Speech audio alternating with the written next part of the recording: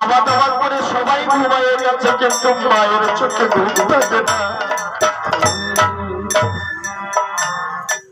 যখন মা বলে ডেকেছে, ছেলে ছিল, ছেলের কথা শ্রবণ করে মা ছুটে এসে দ্বারে উপস্থিত হয়েছিল। কিরে ভাবনা তো কি হলো? আমাকে তুমি অমন করে রাখছো কেন? না,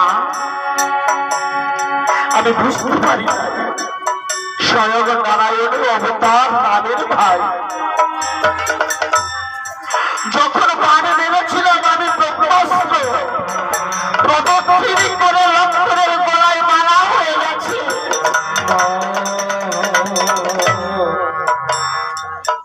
বিষ্ণুর চক্র মেরেছিলাম গোমা, সেই বিষ্ণুর চক্র প্রদক্ষিণ করে তার দেহের মধ্যে মিলিত হয়ে গেছে।